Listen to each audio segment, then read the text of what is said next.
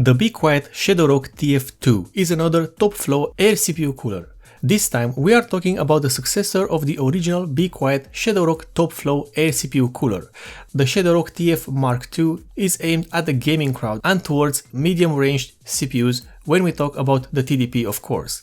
The Be Quiet ShadowRock TF2 has a price of around $60 or euros, being around $20 cheaper than the top-of-the-line Be Quiet DarkRock TF Top Flow Air CPU cooler. The design of the ShadowRock TF2 is simple, and that's not really a bad thing. Like most Be Quiet products, it completely lacks any RGB or any LEDs for that matter, and has no graphics or design-oriented components to be seen. What you get in terms of looks is basically a cooler that was designed from the get-go to just work as best as it can and be reliable. The advantage of a top-flow air CPU cooler over a traditional tower-style air CPU cooler is that the fan is facing the motherboard, and more importantly, it is facing the VRM components which are installed around the CPU socket. Having the fan in that position means that the before mentioned components will receive direct airflow from the fan itself and thus be actively cooled, instead of passively cooled like how they would be with either a tower air CPU cooler or, worse, with a liquid CPU cooler. Before we get into the specifics of this cooler, we need to see what is included with it, and we start with the manual, which is printed in no less than 6 different versions, each with an exclusive language for all platforms the cooler is compatible with. Then we have the components of the mounting system, which are a dedicated metallic backplate for both the Intel and AMD platforms individually, 2 pairs of mounting brackets, and plenty of screws, studs, and nuts, but more on that later on during the installation process. The heatsink of the ShadowRock TF2 is manufactured from standard aluminum. There are a total of 57 cooling fins, which are the aluminum bulk material of the heatsink itself. These fins are shaped on the sides to not only increase the overall rigidity of the heatsink, but also to provide a good place for the fan clips to attach to. In other news, the heatsink has a height of just 112mm and a length of 137mm. The cooler also has no less than 5 copper-made heat pipes, and each has the standard outer diameter of 6mm. These make direct contact with the base plate of the cooler from underneath, while they are also spread across the entire length of the heatsink. One of them is even visible on the underside of the heatsink. Why would this be? I cannot really explain, as the heat dissipation should be done by the aluminum fins of the heatsink and not the copper heat pipes themselves. Perhaps it was just a design choice. One design decision that does make sense when we look at the heat pipes is around the front of the heatsink itself. The endings of all the heat pipes are fortunately covered by metal-made round caps that match the rest of the design used on the cooler. Covering the heat pipe endings is nothing new, however many coolers lack this feature, in the pursuit of either lower production costs or integrating some form of RGB. In the case of the ShadowRock TF2, not only are these caps made out of metal and match the top heatsink plate, but we also can see the Be Quiet logo placed in between the heat pipe endings. A subtle move that proves to be effective in showcasing the quality of this cooler. The cooler uses just a single 135mm fan. This is a Be Quiet unit, which is part of the Silent Wings 3 series of fans.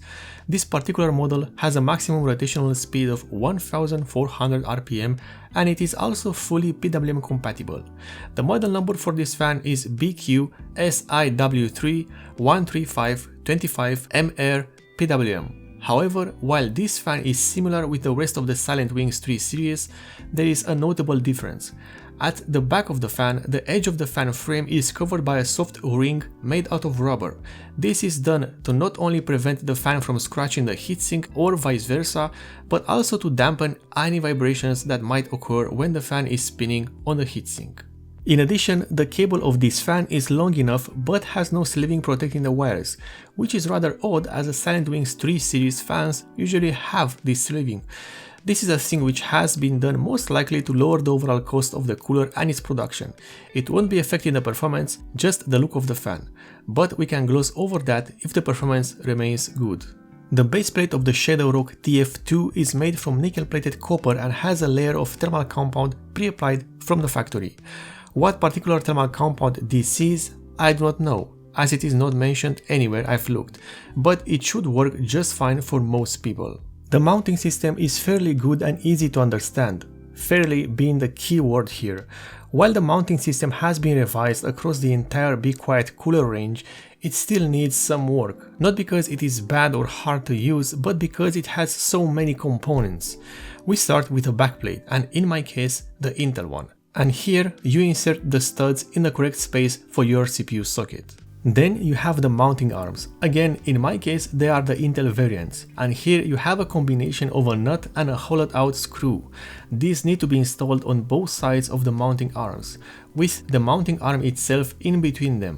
To tighten them properly, you will need to use the included metal-made wrench. Finally, install the mounting arms on the CPU cooler, and you do it on the side of the base plate. After aligning the mounting arms, you then use the 4 small screws to secure them to the base plate of the cooler.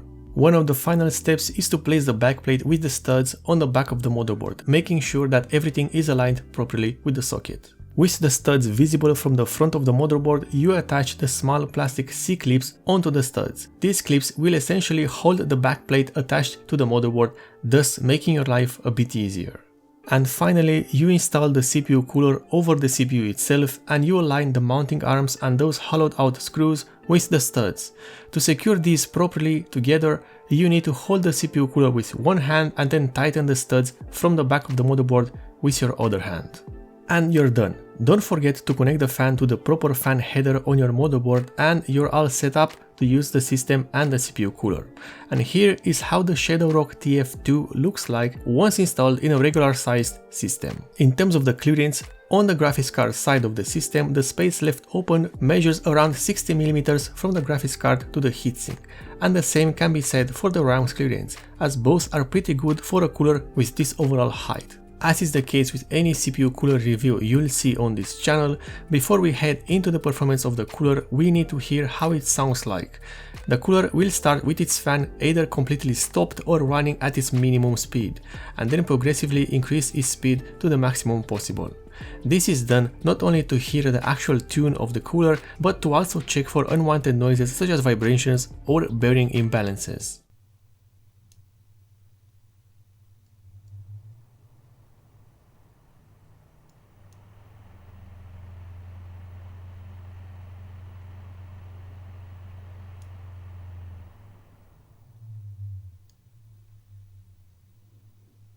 With the measuring device placed at a distance of 10 cm away from the system and the CPU cooler, the Be Quiet ShadowRock TF2 reached a maximum noise output of 32 dB at maximum load, which makes this cooler one of the most silent coolers I've ever reviewed, being next to models such as the Be Quiet Dark Slim or the Ninja 5 from Psyched. Thermal testing and performance is done in 2 steps. First of all, the used CPU, unless otherwise stated, is an Intel i9 9900K running at its factory frequency and voltages.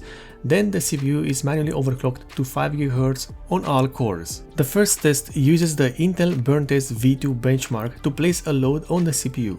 This benchmark is useful because not only it places an identical load on the CPU every single time, but the load itself is similar with what you can encounter while playing many of the modern AAA video game titles. And in this test, the Be Quiet ShadowRock TF2 reached a maximum temperature of 64 degrees Celsius, with the ambient temperature held at a steady 26 degrees Celsius. The second test involves the usage of the Fpu Stability Test found within the AIDA64 Extreme software. This CPU benchmark places an unrealistically high load on the CPU, something which you will not encounter no matter what you do. However, this benchmark is good for our purposes as it will push every CPU cooler reviewed to its very limit and help differentiate each model in terms of their cooling performance.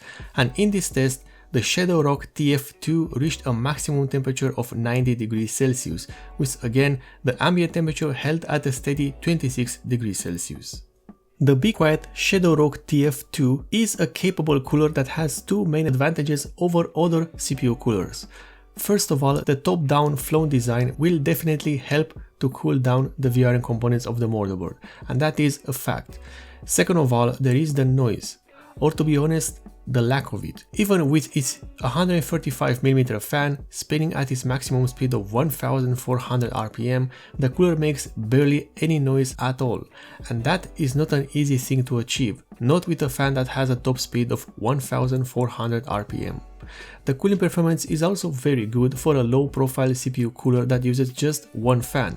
While I will definitely not recommend overclocking a high TDP CPU, such as the Intel i9-9900K using this CPU cooler, it can be done, and I did it in this review. However, as I've said at the beginning of this review, the ShadowRock TF2 is ideal for a gaming system that uses a medium-range TDP CPU. Also, the performance gap between the ShadowRock TF2 and the DarkRock TF is quite small, at just 2 degrees Celsius on average. Both these are two separate coolers priced differently with different purposes in mind. The only issues I have with this cooler comes from the mounting system. While it has been improved, it is still a hassle to use. Not because it is a bad design, but because it has so many components, and if you lose one of them, well, you are out of luck. Secondly, at $60 or euros, this cooler is not exactly reasonably priced, especially when for $20 more, you could have the Be Quiet DarkRock TF, which is not only a better looking cooler overall, but it also performs better and has 2 fans instead of 1. If you liked this review, then you can perhaps consider subscribing for more, and if you want to support the channel in a direct way, then in the description below you can find both the Patreon and subscriber star pages of the channel.